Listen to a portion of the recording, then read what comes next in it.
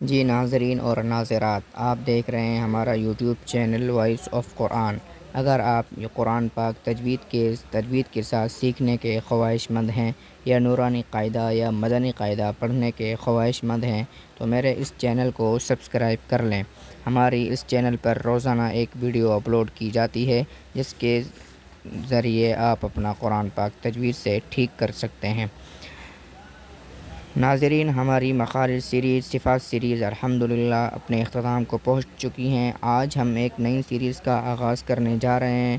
امید ہے کہ آج کی ہماری یہ ویڈیو بھی آپ کو ہماری پچھلی ویڈیوز کی طرح پسند آئے گی۔ اللہ پاک آپ سب کو اپنے حفظ و امان میں رکھے۔ چلیے شروع کرتے ہیں۔ اعوذ باللہ من الشیطان الرجیم، بسم اللہ الرحمن الرحیم۔ جی ناظرین، آج کی جو ہماری سیریز ہے اس کا جو ہمارا آج کا پہلا سبق ہے وہ ہے میم ساکن اور میم مشدد کے قواعد کے بیان میں۔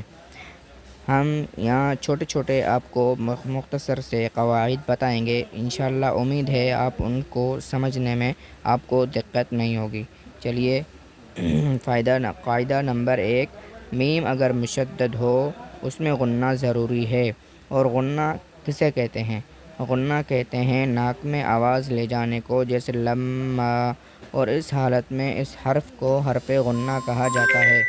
غنہ کی مقدار 1 الف ہے، اور الف کی مقدار معلوم کرنے کا طریقہ یہ ہے کہ کھلی ہوئی انگلی کو بند کر لیں یا بند انگلی کو کھول لیں۔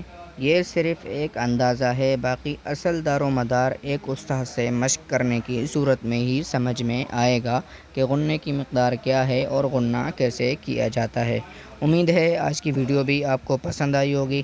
اگر آپ ہمارے چینل پر نئے ہیں تو چینل کو سبسکرائب کریں اور بیل آئیکن کو ضرور پریس کریں تاکہ ہماری ہر آنے والی نئی ویڈیو بآسانی آپ تک پہنچ سکے، اور کمنٹ سیکشن میں اپنی بہترین رائے کا اظہار ضرور کیا کریں۔